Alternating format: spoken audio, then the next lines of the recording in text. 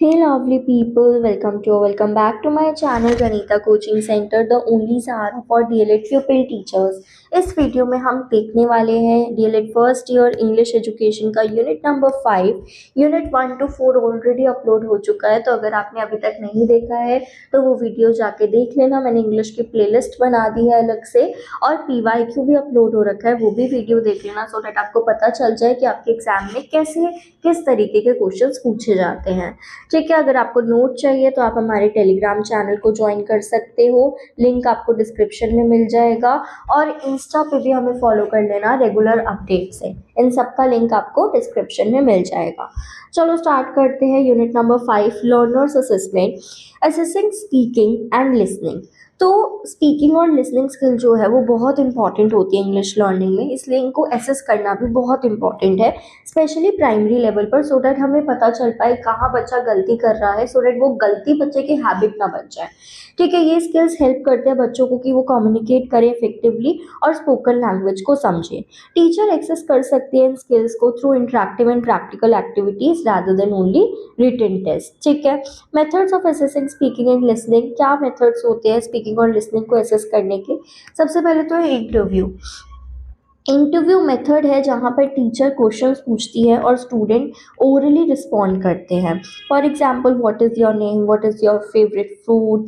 ठीक है, इंपॉर्टेंस क्या है कि ये हेल्प करते हैं एसेस प्रोनाउंसिएशन एंड फ्लुएंसी, ये बच्चे का कॉन्फिडेंस दिखाते हैं, और ये हेल्प करते हैं टीचर को कि वो बच्चे की लैंग्वेज एबिलिटी को समझ पाए। Next, story telling. Story retelling मतलब इस मेथड में टीचर जो है पहले बच्चों को शॉर्ट स्टोरी सुनाती है, फिर उसके बाद टीचर जो है बच्चों को कहती है कि वो अपने वर्ड्स में उस स्टोरी को बताए।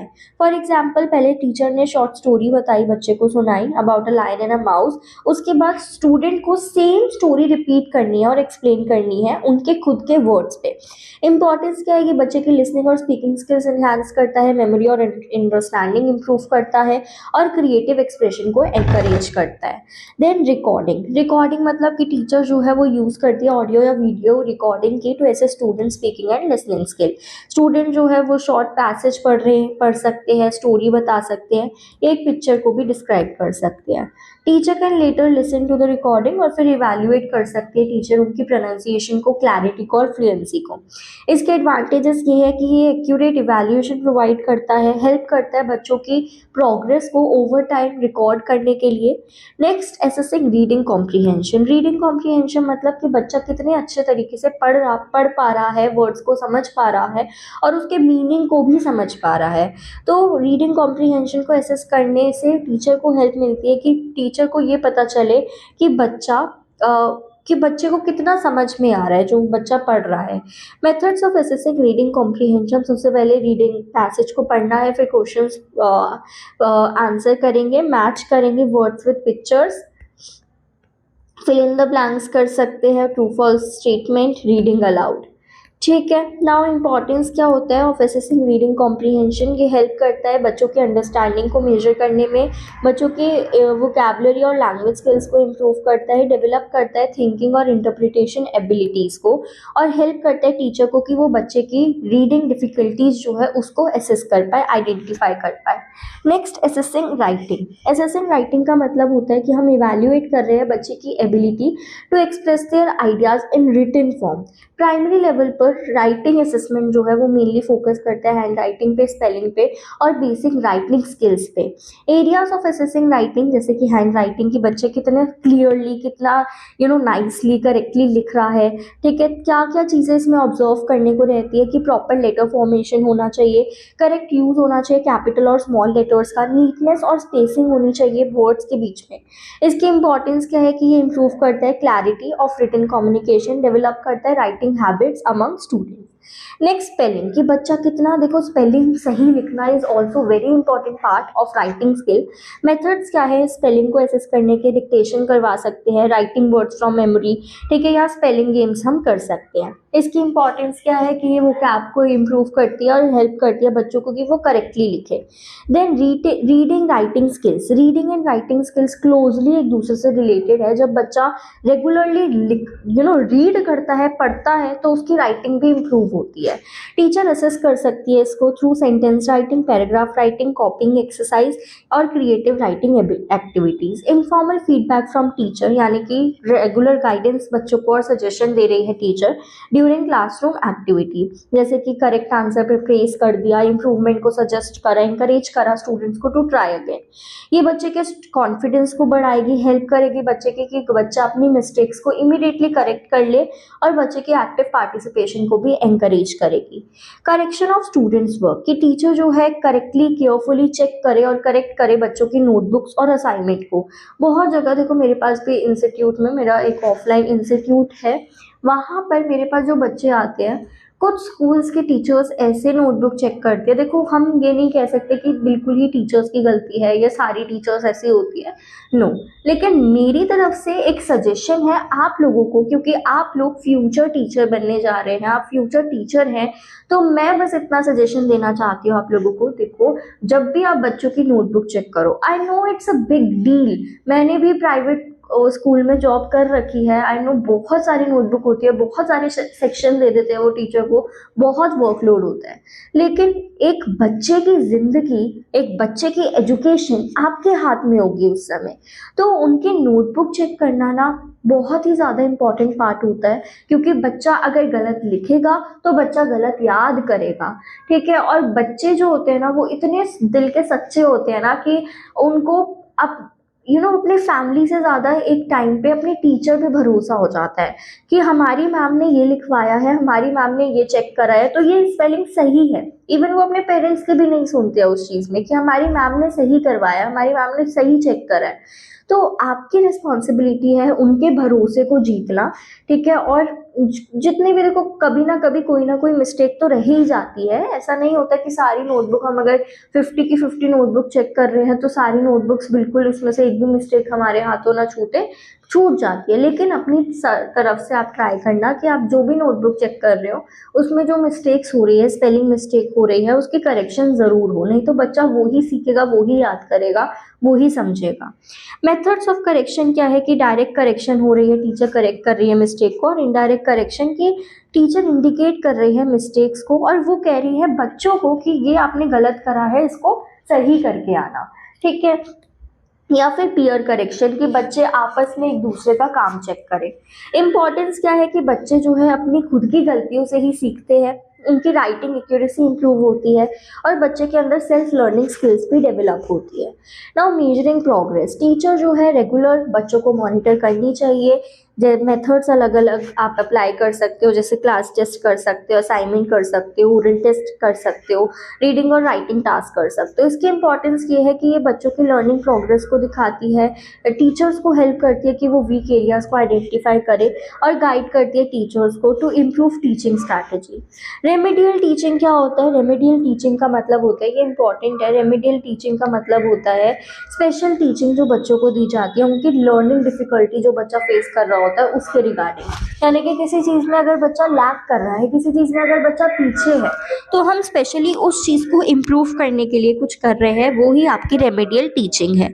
ये हेल्प करती है बच्चों को कि बच्चे की वीकनेस को वो ओवरकम कर पाए और इम्प्रूव हो उनकी learning skill. Next, error analysis. Error analysis का मतलब होता है कि हम आइडेंटिफाई कर रहे हैं और बच्चे की मिस्टेक, बच्चे की जो गलतियां है उसको स्टडी कर रहे हैं, ठीक है, during while learning a second language. Types of error क्या क्या हो सकते हैं, ये भी इंपॉर्टेंट है कि क्या क्या एरर बच्चा करता है, या एसएपी में जब आप पढ़ा रहे थे तो क्या क्या एरर आपने देखा, नोट करा।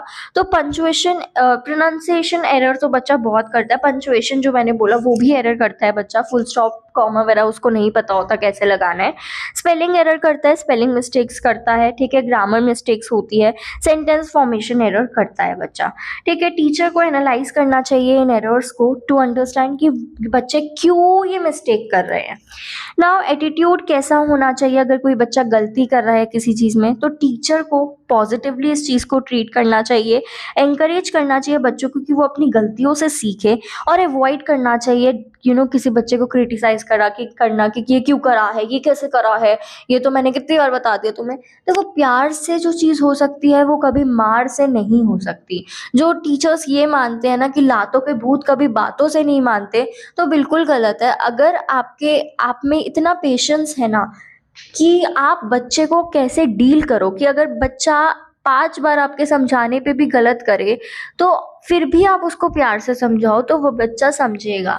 इंस्टेड कि आप एक बार समझाओ, दूसरी बार उसको मार लगाओ, उसको डंडा लगाओ, तो देखो डंडा लगाने से वो कर तो लेगा, उस पे प्रेशर पड़ेगा तो वो करेगा तो, लेकिन उसका कहीं न कहीं एजुकेशन की तरफ से ध्यान हट जाएगा। तो आपको सिर्फ़ एक टीचर नहीं बनना, आपको एक अच्छा टीचर बनना है। और वो अच्छा टीचर बनने के लिए आपको अपने अंदर पेशेंस तो लाने ही पड़ेंगे, if you want to become a good teacher. Okay, तो उसके लिए एरर को हमें हमेशा अप्रिशिएट करना है, क्योंकि हम भी एज अ टीचर, आप कितने बड़े हो गए हो तब भी आप अपनी गलतियों से सीखते हो।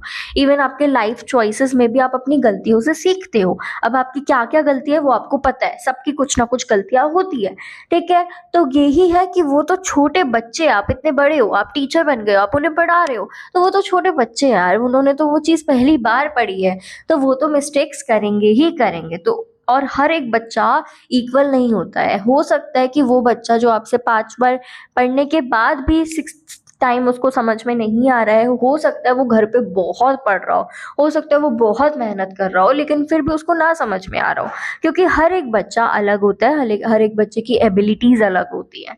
तो ये चीज़ समझना एज अ टीचर आप लोगों के लिए बहुत ही ज़्यादा ज़रूरी है, क्योंकि आप किसी का भविष्य बनने जा रहे हो। क्योंकि आपको लेकर देखो, आप एक ऐसे टीचर, एक ऐसी चीज़ होती है ना, जो बच्चे का भविष्य बना भी सकती है और उस बच्चे का भविष्य बिगाड़ भी सकती है। आप हमेशा एक डीमोटिवेटेड बच्चे को मोटिवेट भी कर सकते हो, और आप एक मोटिवेटेड टॉपर बच्चे को भी डीमोटिवेट कर सकते हो एज अ टीचर। ओके, तो ये आपके हाथ में है कि आपको क्या करना है, कैसे अपने बच्चों को डील करना है। आगे देखते हैं teachers diary. Teachers diary record होता है जो टीचर मेंटेन करती है बच्चों के लर्निंग प्रोग्रेस को नोट करने के लिए, बिहेवियर को, पार्टिसिपेशन को, क्लासरूम एक्टिविटी को। ये टीचर्स की मदद करता है कि वो बच्चे को बेटर तरीके से समझ पाए और फ्यूचर टीचिंग को अच्छे से प्लान कर पाए। इसकी इंपॉर्टेंस क्या है कि ये बच्चे की डेवलपमेंट और प्रोग्रेस को ट्रैक करती है। दूसरा, ये इंपॉर्टेंट क्लासरूम ऑब्जर्वेशन को भी रिकॉर्ड करती है, और ये हेल्प करती है टीचर को कि वो बेटर प्लान करे, ठीक है, बेटर टीचिंग स्ट्रैटेजी प्लान करे, और ये इंफॉर्मेशन प्रोवाइड करती है for assessment and feedback. Next, anecdotal record. Anecdotal record short written description होता है इंपॉर्टेंट इंसिडेंट और बिहेवियर का, जो टीचर ऑब्जर्व करती है इन द क्लासरूम। ये रिकॉर्ड्स फोकस करता है स्पेसिफिक इवेंट्स पे रिलेटेड टू स्टूडेंट्स लर्निंग और बिहेवियर। फॉर एग्जाम्पल, एक टीचर जो है वो रिकॉर्ड कर सकती है बच्चे के that a student successfully narrated a story in English, और ये हेल्प कर सकती है दूसरे बच्चों को भी during a group activity. Importance क्या है कि help in understand individual student behaviour. ये एविडेंस प्रोवाइड करती है स्टूडेंट के असेसमेंट में, टीचर सपोर्ट प्रोवाइड करती है, ठीक है। Now portfolios for subjective assessment. Portfolio बच्चों के काम का कलेक्शन होता है over a period of time. इसमें रिटन असाइनमेंट भी हो सकते हैं, ड्राइंग प्रोजेक्ट्स भी हो सकते हैं, worksheet, creative writing, reading and writing task भी हो सकते हैं। इसकी इंपॉर्टेंस ये है कि ये बच्चों के प्रोग्रेस और इम्प्रूवमेंट को शो करता है, इंकरेज करता है क्रिएटिविटी, सेल्फ एक्सप्रेशन को। कंटिन्यूस असेसमेंट होती रहती है, और ये कंप्लीट पिक्चर दिखाता है बच्चे की एबिलिटी की। Next, CC, continuous and comprehensive evaluation, which is very very important, और ये आएगा ही आएगा। सीसी यानी कि कंटिन्यूस एंड कॉम्प्रिहेंसिव इवैल्यूएशन, कि हम बच्चे को कंटिन्यूसली यानी कि रेगुलर बेसिस पे, और कॉम्प्रिहेंसिव यानी कि बच्चे के हर एक्सपेक्ट को हम क्या करेंगे, इवैल्यूएट करेंगे, ठीक है। और रेगुलरली और होलिस्टिक वे में हम इसको और एसेस करेंगे, इवैल्यूएट करेंगे। ये दो चीज़ों पे फोकस करता है, स्कॉलिस्टिक एरिया यानी कि एकेडमिक लर्निंग जो होती है, और को स्कॉलिस्टिक एरिया यानी कि बच्चे के स्किल्स, बिहेवियर, एटीट्यूड, ठीक है। फीचर क्या है कि ये कंटिन्यूस होता है, पूरे साल होता रहता है, कॉम्प्रिहेंसिव होता है यानी कि हर एक एक्सपेक्ट को कवर करता है, एक्टिविटी बेस्ड होता है, और चाइल्ड सेंटर्ड बच्चे के ओवरऑल डेवलपमेंट पे फोकस करता है। इम्प्लीकेशंस क्या है कि ये एग्जामिनेशन स्ट्रेस को कम करता है, रेगुलर लर्निंग एनकरेज करता है, टीचिंग मेथड्स इंप्रूव करता है, आइडेंटिफाई करता है कि बच्चे के जो भी लर्निंग डिफिकल्टीज है वो सबसे पहले अर्ली ही पता चल जाए, so that we can do remedial teaching. Tools and technique क्या है सीसी के, अलग अलग हम वेरियस मेथड्स का यूज कर सकते हैं, जैसे बच्चे को नेचुरल इन्वायरमेंट में ही ऑब्जर्व कर सकते हैं, ओरल टेस्ट ले सकते हैं, रिटन टेस्ट ले सकते हैं, प्रोजेक्ट और असाइनमेंट करवा सकते हैं, चेकलिस्ट और रेटिंग स्किल्स, पोर्टफोलियोज भी हम कलेक्ट कर सकते हैं। नाउ सेल्फ असेसमेंट मतलब बच्चा जब अपनी खुद की लर्निंग और परफॉर्मेंस को इवैल्यूएट करता है, जैसे खुद के आंसर चेक करना, आइडेंटिफाई करना अपनी स्ट्रेंथ और वीकनेसेस, रिफ्लेक्ट करना खुद की लर्निंग प्रोग्रेस पे। इसकी इंपॉर्टेंस क्या है कि ये डेवलप करता है रिस्पॉन्सिबिलिटी फॉर लर्निंग, एंकरेज करता है सेल्फ इंप्रूवमेंट को, कॉन्फिडेंस और इंडिपेंडेंस बिल्ड करता है। Next peer assessment. Peer assessment वो होता है जिसमें बच्चे आपस में, क्लासमेट्स है, फ्रेंड्स है, वो आपस में एक दूसरे का काम जो है इवैल्यूएट कर रहे हैं। तो पार्टनर का राइटिंग वर्क जैसे चेक करना, फीडबैक देना ड्यूरिंग ग्रुप एक्टिविटी, डिस्कस करना आंसर्स एक साथ। इसकी इंपॉर्टेंस है कि ये इंकरेज करती है कोलैबोरेटिव लर्निंग को, कम्युनिकेशन स्किल्स इंप्रूव करती है और हेल्प करती है बच्चों को कि वो एक दूसरे के साथ सीखे। So this is all about unit number 5 और मैंने सारे इंग्लिश एजुकेशन के यूनिट्स आपको कवर करवा दिए वीडियोस में, आप सारे देख सकते हो फॉर रिविजन पर्पस। नाउ अब मैं आपसे मिलूंगी नेक्स्ट वीडियो में, तब तक के लिए हैप्पी लर्निंग। और आपको और कुछ भी चाहिए इंग्लिश एजुकेशन का तो कमेंट करके ज़रूर बताना, और आपको ये वीडियोस कैसी लगी है ये भी ज़रूर बताना। आपका कमेंट बहुत ही ज़्यादा इंपॉर्टेंट रहता है मेरे लिए, ठीक है। तो और चैनल को भी सब्सक्राइब कर लेना और लाइक करना मत भूलना वीडियो को। Okay, bye bye.